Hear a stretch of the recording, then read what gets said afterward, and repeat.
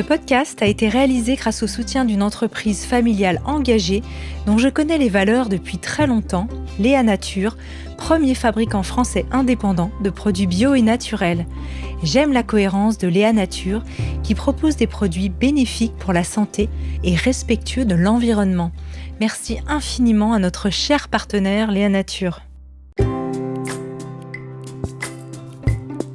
Bienvenue dans la saison 3 du podcast Métamorphose, le podcast qui éveille la conscience.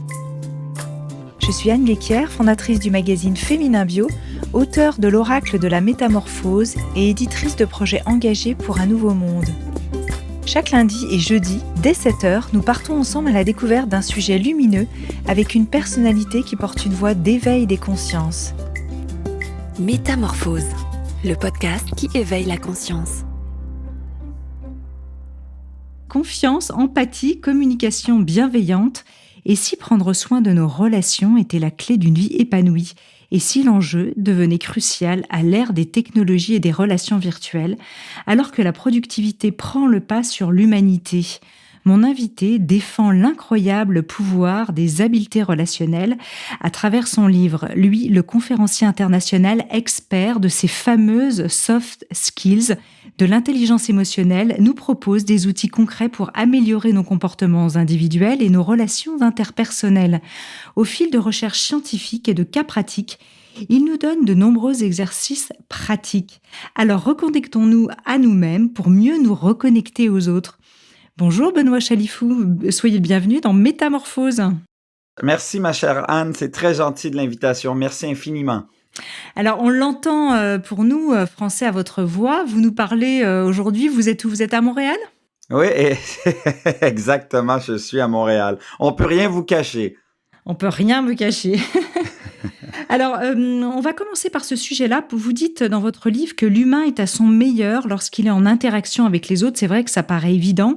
Et qui pose des gestes de solidarité. Et vous dites même que le confinement vous en a donné la confirmation. Alors, quel regard avez-vous porté sur cette crise qui est encore là et sur les valeurs finalement qu'elle a pu réveiller? En fait, beaucoup de constats. Le premier, c'est l'une des relations les plus importantes, c'est la nôtre, celle avec nous-mêmes. Et je trouve que cette pandémie a joué un double rôle, a permis à certains de reconnecter avec eux-mêmes. Et pour d'autres cas, ça a été un peu le désordre total. Ils ont malheureusement non seulement trébuché, mais déconnecté complètement avec qui ils étaient. Ils ont arrêté de faire ce qu'ils aimaient, ils ont arrêté de faire de l'exercice, ils ont arrêté de lire, ils ont arrêté parce qu'ils étaient essoufflés par le travail, par le télétravail et par l'incertitude du moment. Alors que d'autres ont utilisé cette incertitude et cette pandémie pour reconnecter avec l'essentiel. Donc, moi, ce que j'ai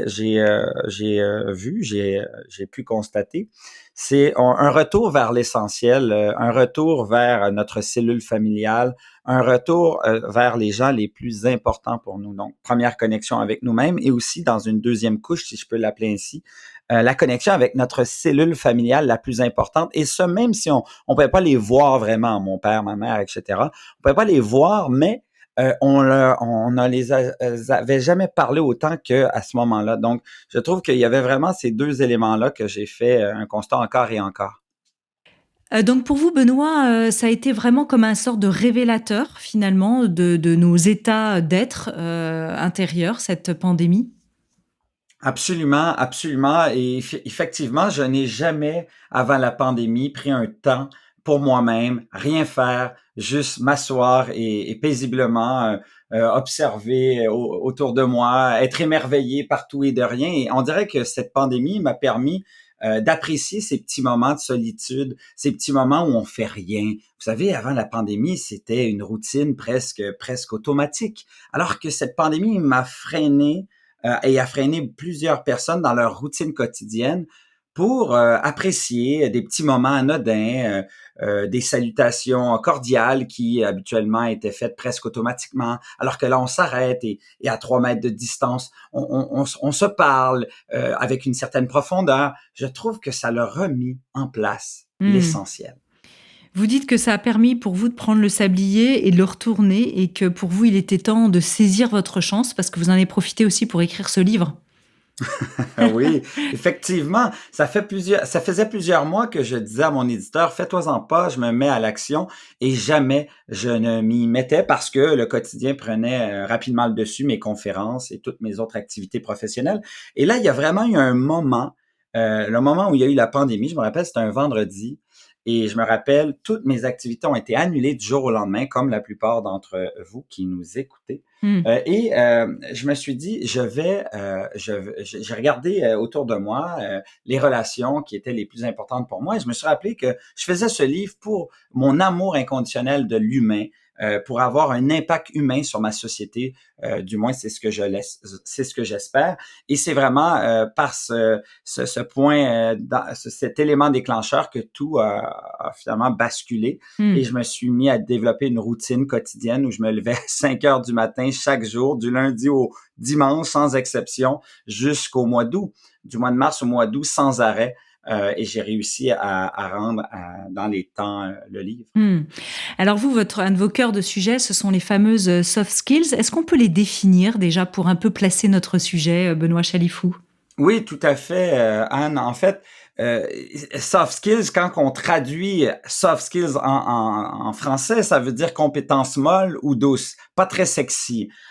Donc, moi, j'aime mieux appeler ça compétences humaines parce que c'est ce qu'elles sont. Hein. Les soft skills, c'est le contraire des hard skills, les compétences techniques. Donc, pendant des années, on a voulu mettre de l'avant les compétences techniques parce que c'était celles qu'on était capable de mesurer et qui nous permettaient d'embaucher ou de ne pas embaucher une personne. Par exemple, les compétences techniques qui étaient mesurables ont été très longtemps mis de l'avant. Alors qu'il n'y a pas très longtemps, quelques décennies, un certain Daniel Goleman a décidé de démocratiser l'intelligence émotionnelle, et évidemment de facto les soft skills, les compétences humaines. Il y en a plusieurs et il a en fait écrit un article qui a été vraiment populaire à l'époque où il disait c'est les compétences humaines qui fait que les leaders montent dans la hiérarchie et vont même avoir de meilleures fonctions et s'épanouir. C'est la même chose dans nos habiletés relationnelles personnelles, dans nos relations amoureuses, dans nos relations amicales. Partout, ces habiletés humaines nous permettent d'entretenir une relation dans le temps, de la nourrir et de l'entretenir et de ne jamais ou presque la briser parce qu'on a ces compétences humaines. On comprend que l'humain est doté d'émotions au départ. C'est l'émotion qui prend le devant vers le rationnel et cette intelligence émotionnelle, ces compétences humaines nous permet de créer un dosage habile entre excusez-moi, le rationnel et l'émotionnel. D'avoir cette capacité de doser les deux Hmm. constamment à toutes les journées de notre existence. Pourquoi est-ce que c'est revenu justement ces dernières années et que c'est revalorisé et que de plus en plus c'est même reconnu d'ailleurs comme un critère d'embauche ou même de promotion? Ben, parce que tantôt, on parlait compétences techniques qui sont mesurables. Les compétences humaines sont malheureusement pas mesurables. Hein. On peut pas dire j'ai fait une journée de formation sur l'empathie, je suis rendu 37% plus empathique. Bien sûr que non. Mais ils sont mis de l'avant de plus en plus parce que c'est ce qui nous permet de mieux collaborer, de mieux écouter notre client, nos collaborateurs, nos partenaires clés. C'est ce qui nous permet également d'être bienveillant avec l'autre. C'est ce qui nous permet de reconnaître qu'un humain, une personne devant nous peut vivre des situations difficiles et de s'y adapter. Donc, c'est vraiment ces éléments-là qui nous permettent de réunir un groupe ensemble pour aller dans une même direction. Et l'empathie collective qu'on a vécue lors de la pandémie en est une bel exemple. Tout le monde a commencé à être soudé, tissé serré pour aller dans une même direction et d'accepter qu'on le vivait tous en même temps. Et donc, il y a vraiment eu un phénomène d'empathie collective là, un peu partout dans le monde. Hmm. Est-ce que les habiletés relationnelles, on en est plus ou moins doté quand on est enfant? C'est vrai qu'on voit déjà hein, les caractères des plus jeunes émerger dès leur plus jeune âge. Alors évidemment, il y a le milieu social, la famille, toute notre histoire familiale, transgénérationnelle, etc. Mais on peut aussi développer ça. Ben, tout à fait, tout à fait. Mais moi, je pense que même les enfants ont beaucoup à nous apprendre sur le sujet, ne serait-ce qu'en les observant. Parce que les enfants sont purs, les enfants n'ont pas nécessairement de fil comme nous en avons. Les enfants tentent des choses qu'on a arrêté de tenter. Et la première chose que les enfants m'ont appris, j'en ai deux, très jeunes, c'est peut-être pour ça que j'ai tout perdu mes cheveux, c'est une autre histoire. Mais les enfants Première chose, c'est qu'ils vivent des émotions de manière instantanée. Ils comprennent, sans le comprendre, par intuition probablement, lorsqu'ils ont une colère, rapidement, ils vont passer à la tristesse ou peut-être même au dégoût par la suite pour revenir à la joie.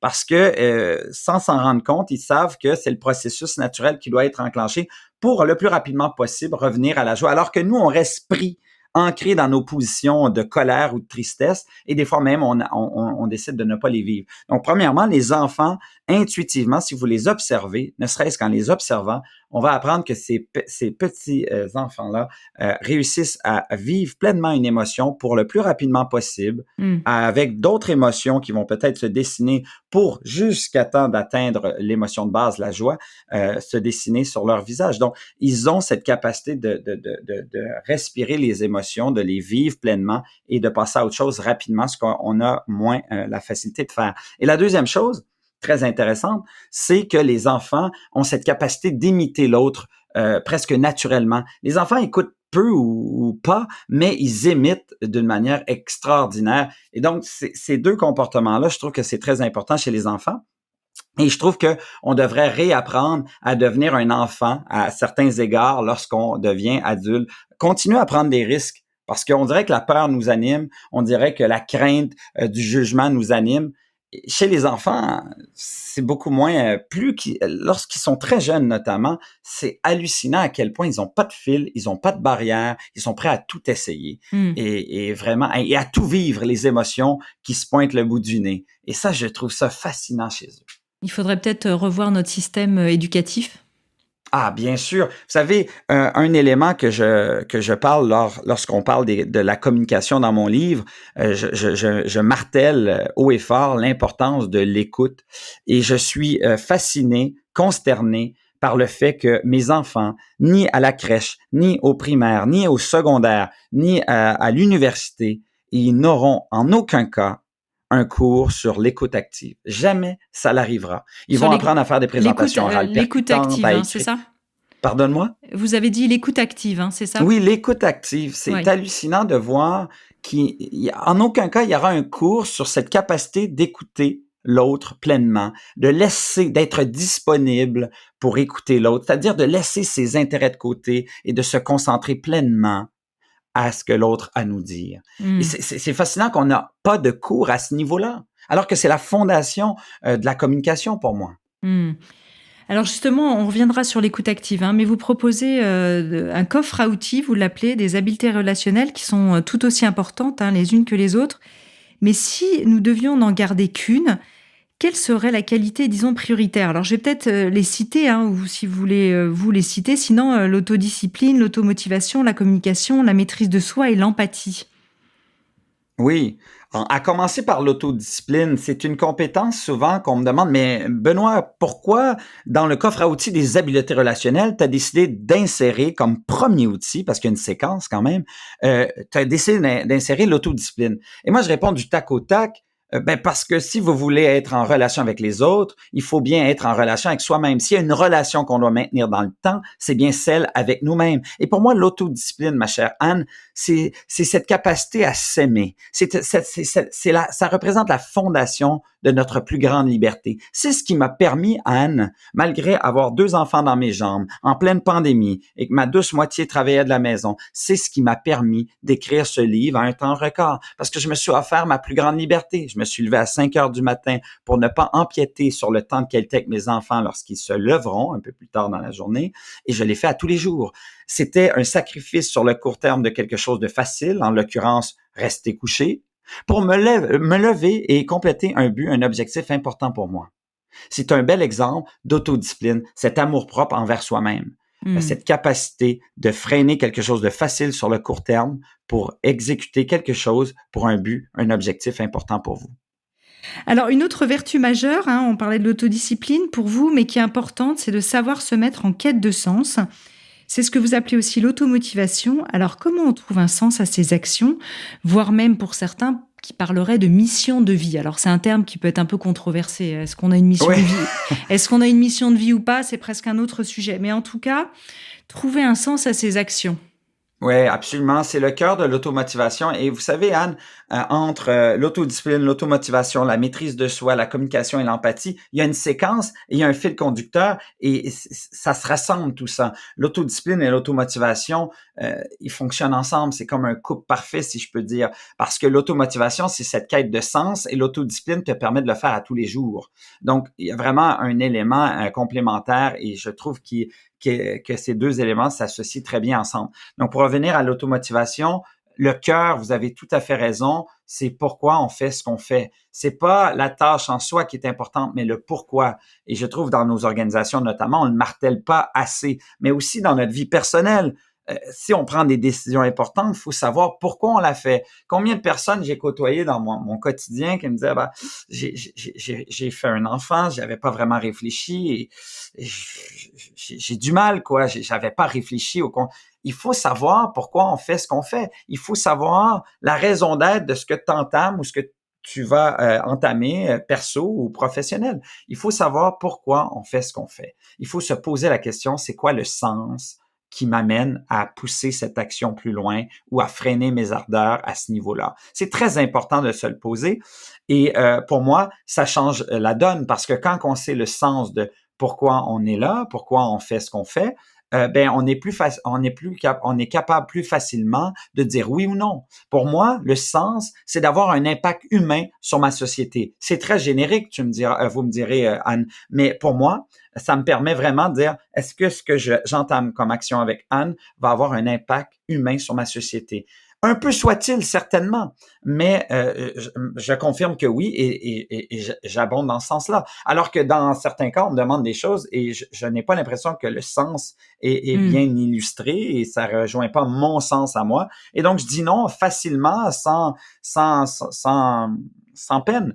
Et donc, pour moi, c'est très important de savoir pourquoi on fait ce qu'on fait. Il faut se poser cette question. Évidemment, au cœur de tout ça, c'est la connaissance de soi, hein? La connaissance de qui on est, nos valeurs fortes, et pas juste le dire intuitivement, mais d'y réfléchir et de savoir si vraiment ce qu'on est en train de dire, on le respire. Le sens est le cœur de tout, à mon humble avis, ma chère Anne. Hmm. Mais c'est vrai que parfois on a le sentiment qu'on fait une action. Moi, ça peut m'arriver assez souvent. Je fais parce que je sais que je dois le faire, qu'il y a quelque chose d'extrêmement fluide à faire quelque chose. Mais si on me posait la question du pourquoi, je ne sais pas vraiment toujours répondre. C'est simplement que intuitivement, tout me pousse vers cette réalisation sans finalement avoir besoin rationnellement de répondre à cette question du pourquoi. Très, très bon point. Et c'est là où je crois que lorsqu'on a cette quête presque excessive de sens, ben, c'est quelque chose qu'on devrait faire parce que ça nous permet de dire plus facilement oui ou non et de ne pas être biaisé et de ne pas se sentir avec un certain remords face à une décision parce que c'est clair pour vous ce qui fait du sens et ce qui en fait pas. Et c'est clair pour vous ce que vous voulez faire de votre vie parce que s'il y a quelque chose de très sacré dans notre vie, c'est le temps. C'est le temps qu'on consacre à quelque chose qui ne reviendra jamais. Hmm. Et donc, lorsque le sens est clair, limpide, on a cette audace de dire oui de manière très précise ou non de manière très claire parce que y a pas d'ambiguïté. Lorsqu'on connaît très bien nos valeurs, ce qu'on respire au quotidien et le sens de pourquoi on est là, c'est où on est à notre meilleur, où nous sommes à notre meilleur et où nous avons le plus d'impact et où nous avons le plus de plaisir. Parce que, évidemment, l'automotivation, le cœur de tout ça, hein, si on va avoir la bonne motivation, la motivation qui nous permet d'être à notre meilleur, il faut rejoindre deux éléments. Le sens, la raison d'être. Et la deuxième, qui est optionnelle, mais tellement plus agréable, le plaisir.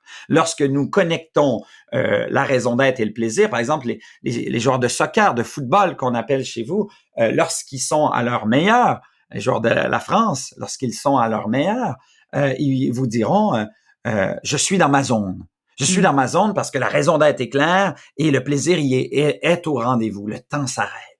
Et donc, pour moi, c'est extraordinaire de vivre un maximum de fois ce lien entre le sens et le plaisir. Et pour ce faire, c'est d'aller dans cette quête de pourquoi je fais ce que je fais. Est-ce que c'est vraiment en lien avec ce que j'ai envie de faire? Et je trouve qu'on se pose pas assez la question, Anne, mais que dernièrement, avec la pandémie, je trouve que tous et chacun ont eu cette capacité de prendre un petit peu de temps pour se poser ces questions importantes. Mmh. Pour ça, c'est vrai qu'il faut bien se connaître et vous le disiez, juste avant, parce que sinon, on peut faire des choses, par, réaction automatique, par réponse à des injonctions qui datent de l'enfance, par conditionnement, de notre éducation, et cetera. C'est pas forcément facile. Qui répond, à l'intérieur de moi de répondre à cette question? Qui répond à cette raison d'être? Est-ce que c'est, toutes mes parts blessées et mes voix, qui répondent à cette raison d'être? Est-ce que c'est voilà et tout ça, c'est toujours une grande question pour moi. Qui répond à l'intérieur? Mmh, tellement un bon point. Moi, je pense que c'est le fruit de ce travail perpétuel d'apprendre à se connaître, qui est un travail de tous les instants. Comprendre que, par exemple, je donne un exemple, ma chère Anne, que je partage dans le livre. Moi, j'ai perdu un frère d'un accident tragique très jeune. J'ai perdu un père aussi d'un cancer très jeune également. Et évidemment, ça l'amène de l'anxiété, du stress de perdre quelqu'un parce que comment on voit la vie, c'est le fruit de nos expériences du passé. Je Mmh. suis conscient de ça, Anne, et je l'aborde et j'essaye de mettre des mécanismes pour justement freiner les expériences du passé dans mon présent et dans mon futur, d'en prendre des bonnes leçons. Et c'est peut-être une de mes grandes leçons de ces deux événements, c'est de comprendre que le temps fait la vive allure et que c'est sur une petite tige de fer. Ça peut s'arrêter à tout moment. Donc, je ne peux pas perdre de temps à faire quelque chose qui n'a pas de sens pour moi. Ça, c'est une belle Mmh. illustration de Oui. prendre ton passé et de positiver ce qui se passe dans le présent et dans le futur. Par contre, je ne pourrais pas prendre ces deux exemples pour, là, peut-être mon fils, il va y arriver quelque chose à l'école. Franchement, je m'en sortirai pas. Donc, d'installer des mécanismes de protection lorsque je sais que je suis en train de fabuler ou d'aller dans des choses qui n'ont pas de sens. Donc, comprendre qui on est, comprendre les conséquences de notre passé qui pourrait avoir sur le présent. La connaissance de soi est un élément très important. Vous avez tout à fait raison. Et la deuxième élément, c'est de s'entourer de gens inspirants, s'entourer de gens qui vont toujours te remettre sur le droit chemin. Mmh. Ma mère, ma douce moitié sont de belles exemples de personnes qui sont toujours en train de me remettre sur des rails quand ils voient que je suis en train de dérailler. C'est important, ça aussi, Anne. On parle beaucoup de la connaissance de soi, mais vous savez, les gens qui vous connaissent le plus sont aussi des gens qui connaissent des angles morts ou des côtés très positifs que vous sous-estimez chez votre personne. Donc, s'entourer de gens qui vous connaissent bien et que vous avez confiance vont vous aider à aiguiser votre connaissance de vous-même également. Mmh. J'aime bien cette, formule de douce moitié. C'est très québécois. Oui, c'est très joli. Vous écrivez aussi que l'autorégulation est essentielle, hein, pour, mieux, contrôler, on va dire, même si j'aime pas trop ce mot, notre alarme émotionnelle. Est-ce que vous pouvez nous parler de cette étude scientifique, réalisée, je crois, dans les années 60 sur des enfants à qui on offrait un biscuit au chocolat et que Oui, vous le relatez? Marshmallow Challenge, comme on l'appelle Ouais. chez les Américains. Oui, tout à fait, ça met la table sur le troisième outil du coffre à outils après l'autodiscipline, l'automotivation. Je parlais dans le livre de la maîtrise de soi, cette capacité à s'autoréguler. Vous savez, on a tous un thermostat à l'interne dans notre corps qui nous permet de réguler nos pulsions les plus fortes. Et les enfants, c'est fascinant de voir ça.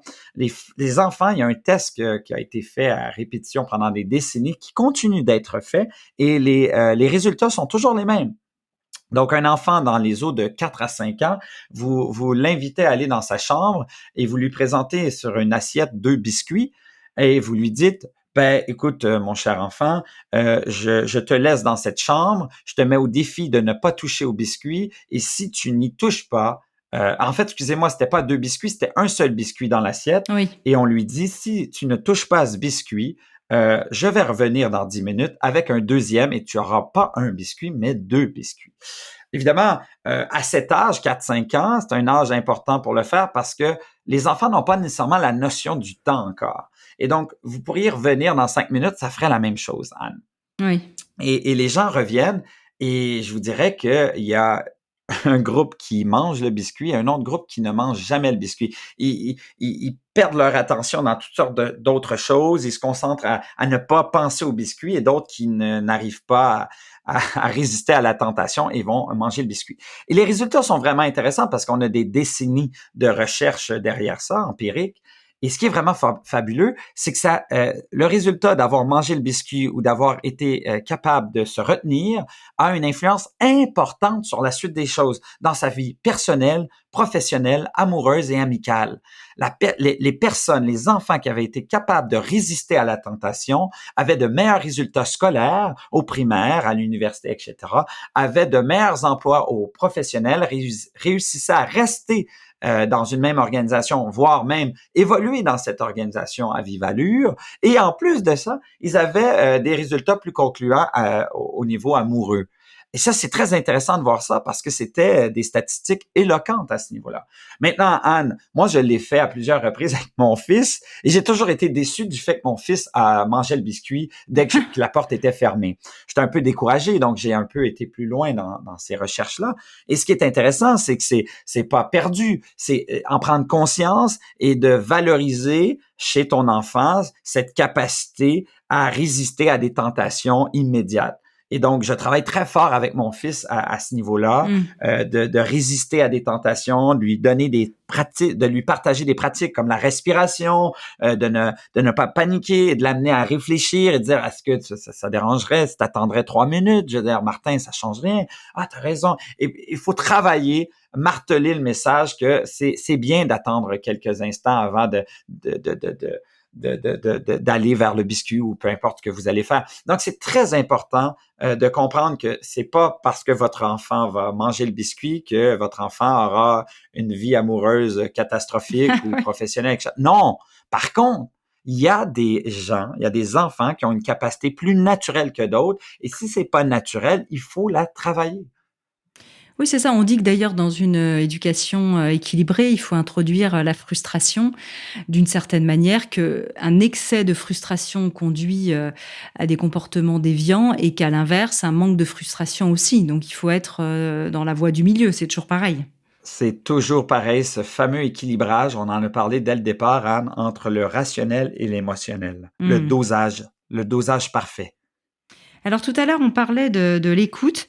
Et vous nous redites qu'on passe en moyenne plus de 3h30 à arriver sur notre écran de téléphone. C'est vrai qu'à chaque fois que je vois mes statistiques de consultation de mon téléphone, je prends peur, mais ça m'empêche pas forcément d'essayer de les réduire.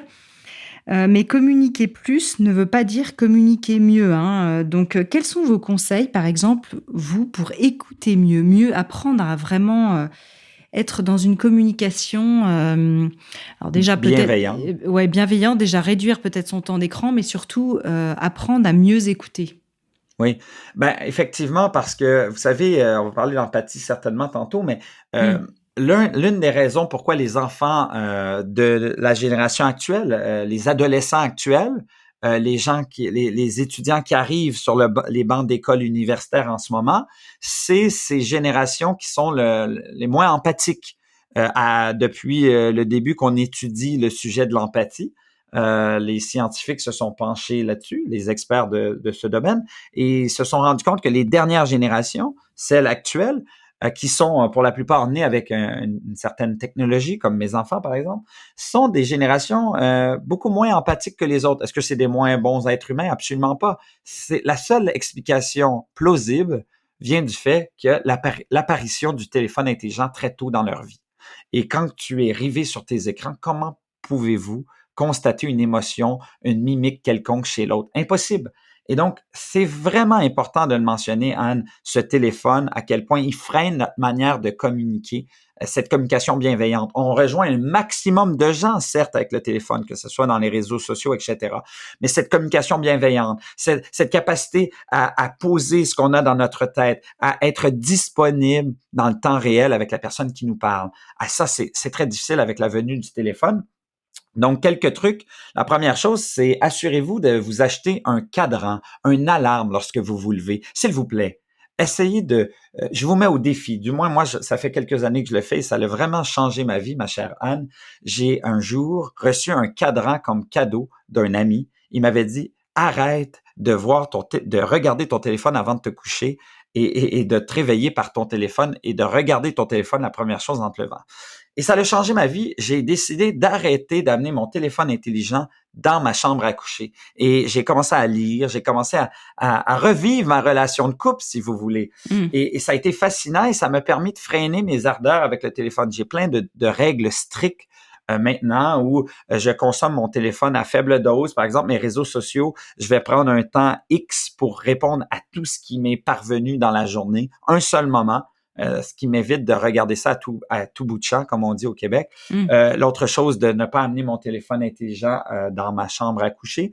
Quand je vais au parc, ma chère Anne, quand je vais au parc accompagner mes enfants, il fut un temps, j'amenais mon téléphone. Donc, j'étais là, mais j'étais pas là. J'étais pas disponible.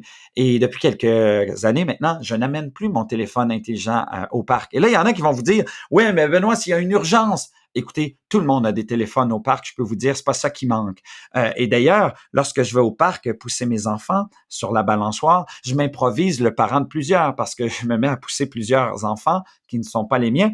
Et lorsque vient le temps d'aller rentrer à la maison, souvent les gens me disent, est-ce qu'on peut continuer, on peut aller avec vous? Et je dis, mais sont où vos parents? C'est pas possible. Ils sont là depuis le début, ma chère Anne, sur un banc paisiblement installé, rivés, les yeux rivés sur leur téléphone.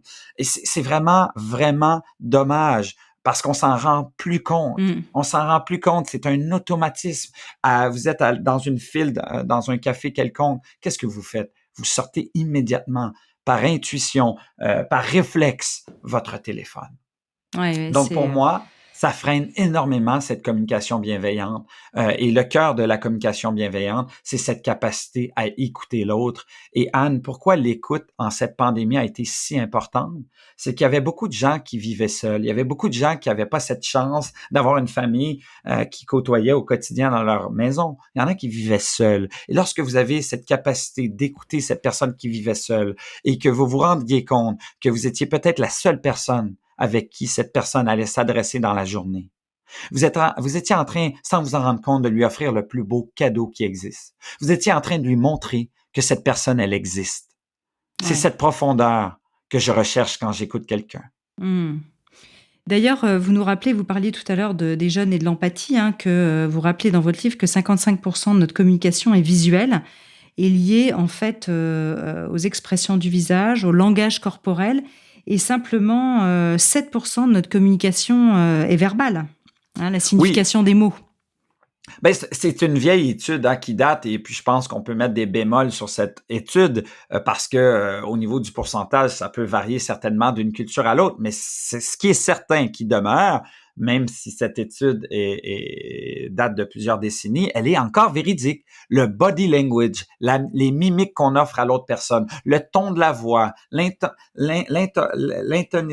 fait, tous les éléments autres que ce qu'on dit a beaucoup plus d'impact et d'influence sur le message qu'on veut apporter à l'autre personne. Donc, c'est très important de comprendre que c'est pas les mots qu'on partage, mais c'est comment on l'exprime. C'est cette capacité, justement, de lire entre les lignes ce que l'autre est en train de nous offrir comme message.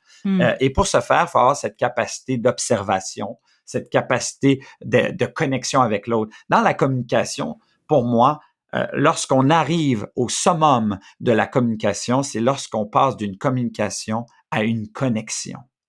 Lorsque je connecte avec Anne, en général, lorsqu'on connecte avec une personne, il y a une chimie qui s'est installée, il y a une connexion qui s'est programmée sans qu'on le veuille. Ça se fait presque automatiquement parce qu'on a des intérêts communs, parce qu'on a un réel intérêt d'apprendre sur l'autre, etc. Et là, il y a une connexion qui s'installe et lorsqu'il y a une connexion, en général, c'est pour la vie. Je connecte avec Anne, je peux ne pas te voir pendant 10 ans, je te rencontre à Paris dans une épicerie quelconque, et quand je te vois, c'est comme si le temps s'était arrêté. Pour moi, c'est le cœur de la communication, lorsqu'on arrive de passer d'une communication à une connexion. Oui, c'est ça. Et vous nous suggérez d'ailleurs à propos de cette connexion et aussi de l'empathie, alors vous prenez une métaphore qui est de descendre dans la cave, et j'aimerais bien que vous nous l'expliquiez.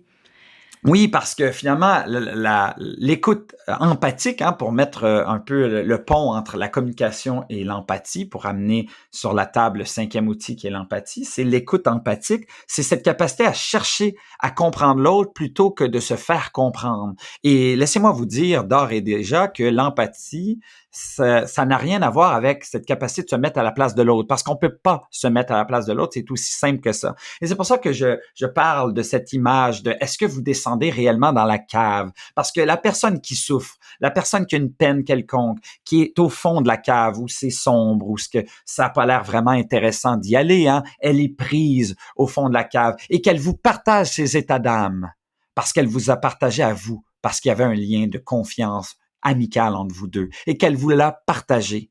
Elle vous a déjà invité à descendre dans la cave. Et pour moi, la pire chose lorsqu'une personne vous partage ses états d'âme, c'est de lui demander si elle a besoin d'aide, parce qu'elle vous a déjà demandé de l'aide lorsqu'elle vous a affirmé clairement ses états d'âme. Elle est au fond de la cave, elle ne voit aucunement comment elle pourrait s'en sortir, elle vous partage ses états d'âme, et la pire chose que vous pourriez faire, c'est du haut de la cave, pour reprendre l'image, ouvrir la porte, rester au haut de la cave et lui dire « As-tu besoin d'aide? » Elle vous a déjà invité à descendre dans la cave. Pour moi, l'empathie, c'est un choix de descendre au degré que vous voudrez à l'espace de l'autre personne. C'est de rejoindre l'autre dans son espace à cette personne. Et non pas d'inviter l'autre à te rejoindre en haut de la cave. Elle ne peut pas, elle n'a pas cette capacité. Lorsque vous descendez dans la cave, dans cet espace personnel de l'autre, il n'y a pas grand-chose que vous allez dire qui va changer la donne. Mais une vraie connexion va le faire. Une vraie connexion veut dire, Anne, je ne sais pas trop quoi te dire en ce moment. Je sais que tu vis des choses très difficiles, mais tellement merci de me permettre de le vivre avec toi. C'est un privilège d'être là pour toi. Évidemment, c'est quelque chose qui me vient en tête, hein, un exemple banal, Anne, que je viens de te partager. Mais c'est cette capacité à avoir cette écoute bienveillante, à pas donner de conseils parce que cette personne ne veut pas de conseils, elle veut une connexion authentique, bienveillante avec quelqu'un qui est ami avec cette personne. Donc, pour moi, l'empathie, ce n'est pas de se mettre à la place de l'autre. Et un bel exemple, c'est ma mère qui me l'a appris quand elle a perdu mon frère est décédé dans un accident tragique, donc ma mère a enterré son propre fils. C'est quand même quelque chose d'inimaginable. Et je me rappellerai toujours toute ma vie lorsque j'ai entendu une discussion houleuse entre mon père et ma mère en pleine nuit. J'étais gamin à cette époque-là, je pense que j'avais 9 ans, où elle disait « Je suis tanné, je suis fatigué qu'on m'invite à tourner la page. Je ne peux pas tourner la page du deuil de mon fils. » Et mon père avait répondu quelque chose de très percutant. Il avait dit « C'est pas tout le monde qui est comme ça. Pense à ta meilleure amie Marlène, qui est toujours là à tendre l'oreille. Elle ne te donne jamais de conseils. Elle est là avec toi lorsque tu en as besoin. Elle est empathique. » Et donc, je trouve que c'est ça le cœur de l'empathie, d'aller dans l'espace de l'autre et de vivre pleinement la souffrance de l'autre. On la vit pas de la même manière, mais on est là on est disponible pour cette personne lorsque le moment est venu. D'ailleurs, dans le livre, en parlant d'empathie, vous évoquez ce groupe d'études, là, le CEDNA 4, avec 13 personnes qui passent un hiver entier en Antarctique, je crois, dans des conditions extrêmes, dont le mandat principal était d'étudier au départ le réchauffement climatique. Et vous nous racontez le succès de cette aventure collective et ce qui a été clé justement pour rester unis, c'était l'empathie en fait a été un élément très important. Et vous décrivez les 3 formes d'empathie qui existent à ce sujet. Oui, tout à fait. On a ce qu'on appelle l'empathie cognitive, l'empathie émotive et l'empathie mature, si je peux dire. Et je dirais qu'on en a besoin. On a besoin de ces formes d'empathie selon l'état des lieux. Je vais vous donner un exemple. Par exemple, l'oncologue, c'est-à-dire le médecin qui soigne les gens pris avec un cancer, il doit être doté d'une certaine empathie cognitive. C'est-à-dire qu'il doit pas souffrir et prendre la souffrance de ses patients et en faire sienne, parce qu'autrement, il sortirait de sa profession assez vite. Il doit avoir cette capacité de prendre le temps d'être bienveillant avec le patient alors qu'il lui annonce l'une des pires nouvelles qu'on peut pas nous annoncer, de prendre le temps d'être sensible, mais lorsqu'il ferme le dossier et qu'il passe à un autre patient, il doit avoir cette capacité de ne pas ramener ce ressenti, ces émotions avec lui. C'est très important. Donc ça, c'est cette empathie cognitive. L'empathie émotive, par exemple, un enfant, si on prend un enfant, par exemple, l'enfant qui va voir quelqu'un d'autre avoir de la peine, à un moment donné, dans son enfance, il va avoir cette capacité d'avoir une empathie émotive, c'est-à-dire de ressentir la peine de l'autre et même que ça l'affecte à un point tel qu'il va faire une action quelconque. Et donc, ressentir qu'il y a vraiment un côté émotif face à l'émotion de l'autre, face à ce que l'autre vit, et de le vivre aussi. L'enfant, souvent, on va voir ce comportement. Mais au quotidien, ma chère Anne, c'est vraiment l'empathie mature, c'est ce mixage entre ces deux types d'empathie qui nous permet, selon les cas, selon le degré d'empathie qu'on souhaite avoir envers l'autre personne, d'utiliser l'empathie mature. Et d'ailleurs, il faut quand même préciser, Anne, que nous sommes plus empathiques naturellement avec des gens qui nous ressemblent. Par exemple, Anne, si vous êtes par terre sur la rue, sur le trottoir, par exemple, et que vous êtes habillé convenablement, comme moi, par exemple, ben je vais automatiquement presque vous identifier, vous devez avoir quelque chose, je vais certainement m'arrêter et voir ce qui va pas chez vous. Alors que si c'est une personne sans abri, qui me ressemble moins, si je peux dire par mes habits, etc., je vais peut-être avoir moins cette capacité naturelle de m'y arrêter et de prendre de ses nouvelles. Ça a été fait, c'est la science qui le démontre. Nous sommes plus empathiques avec des gens qui nous ressemblent. Semblable. Et je crois que c'est cette capacité à pousser ça plus loin, à être empathique avec des gens qui nous ressemblent pas, qui nous permet d'aller au cœur de la vraie empathie. Là, on a vraiment un point de vigilance et d'autodiscipline à avoir pour justement descendre encore plus loin dans la cave. Et là, je prends cette métaphore, dans la cave, dans nos quotidiens. C'est-à-dire qu'effectivement, on aide plus facilement nos proches, on est plus souriant peut-être avec son banquier qu'avec peut-être une femme de ménage, parfois dans l'entreprise, etc. Exact. Enfin, on peut en prendre des dizaines des exemples, mais comment faire pour développer ça? Ça demande une vigilance constante. Oui, en fait, je pense qu'il y a des mécanismes qu'on peut mettre en place. D'ailleurs, je veux préciser qu'il y a des gens que je constate qui sont constamment sympathiques.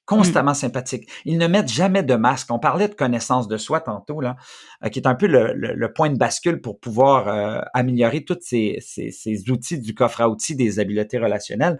Cette connaissance de soi permet, j'ai constaté que les gens qui sont en connaissance de soi, ce sont des gens qui ne mettent jamais de masque ou très peu, que ce soit avec la personne qui vous accueille à l'épicerie ou votre banquier ou votre patron ou votre patronne ou votre ami.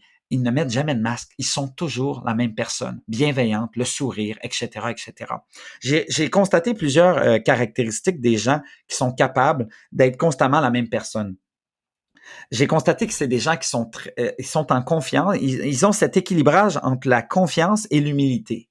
Ils ont ce dosage entre les deux. Et comme vous le disiez si bien, Anne, tantôt, tout est une question d'équilibre. J'ai constaté aussi que c'est des gens qui ont une autodérision. Ils ont aucun problème de rire de soi-même, avec un certain respect, mais c'est facile de rire des autres. Mais qu'en est-il de rire de tes sensibilités, des angles morts? J'ai constaté également que c'est des gens qui adressent leurs sensibilités, leurs angles morts. Ils veulent les travailler, ils les adressent à qui veut bien les entendre. Donc, c'est des gens vraiment qui sont en connaissance de soi. Pour moi, c'est cette capacité à savoir qui tu es et de ne jamais mettre de masque. Et pour moi, c'est vraiment fondamental. Et un truc que je me dis toujours, c'est que, vous savez, on va avoir parlé pendant presque 1 heure ensemble, Anne. Les gens se rappelleront pas certainement de tout ce qu'on va avoir dit. Et même si on fait un cadeau à quelqu'un, il s'en rappellera peut-être pas dans 3 mois. Mais ce qui reste toute une vie, c'est le ressenti.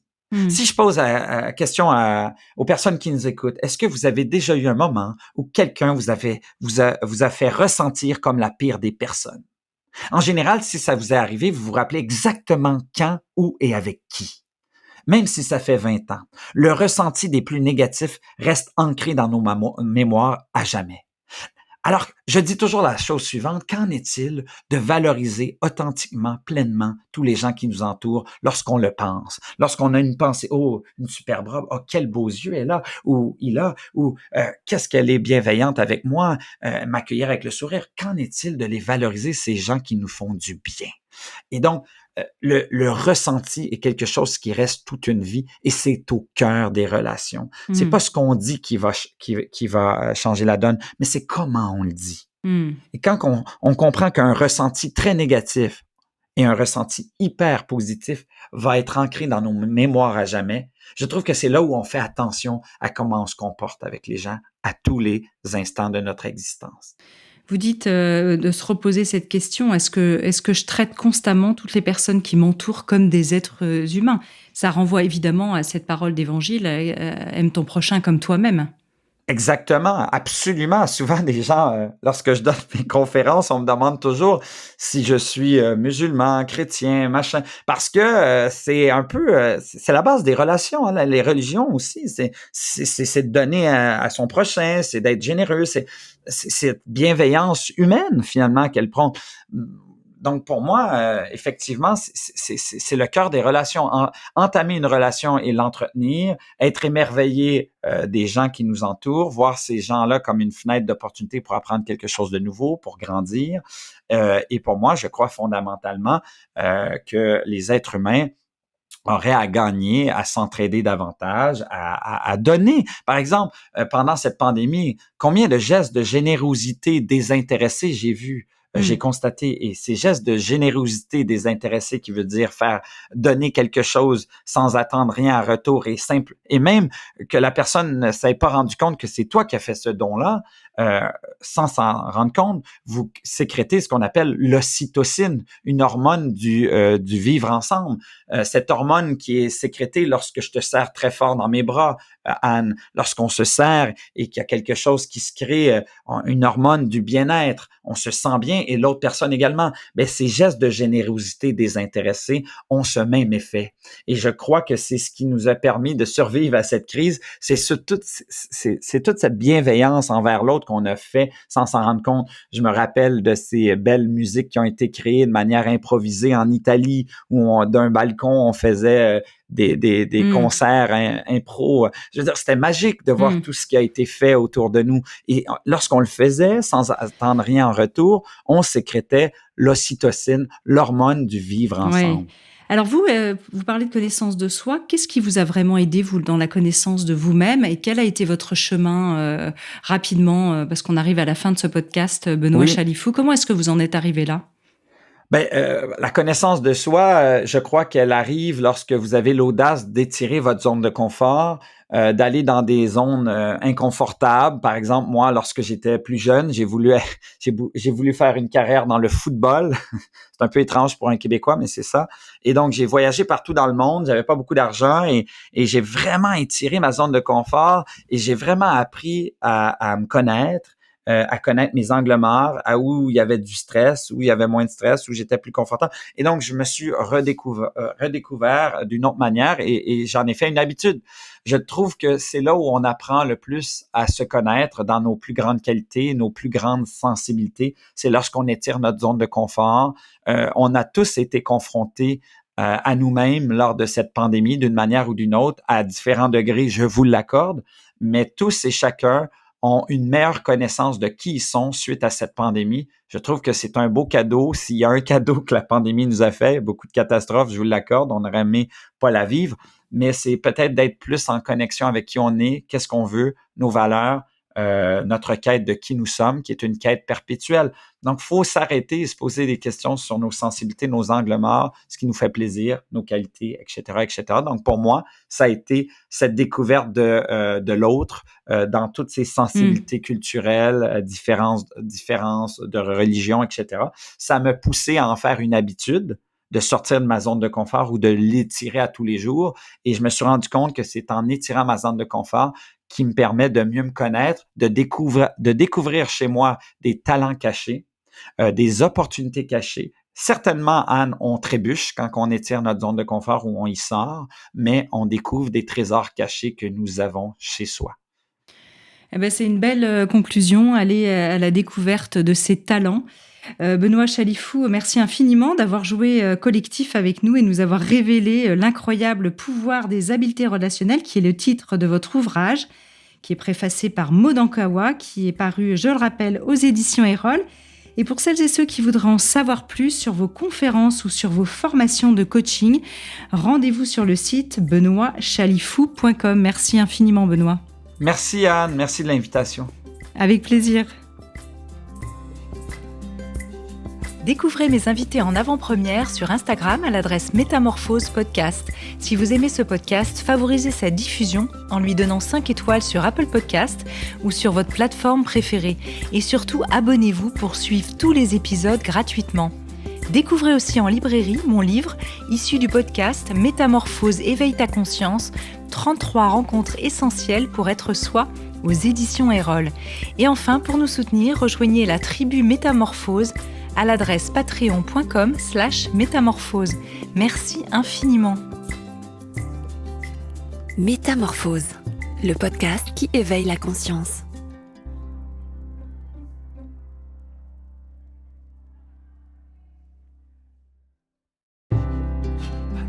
Je remercie chaleureusement notre partenaire Léa Nature, premier fabricant français indépendant de produits bio et naturels en alimentaire, cosmétiques, hygiène, diététique et santé.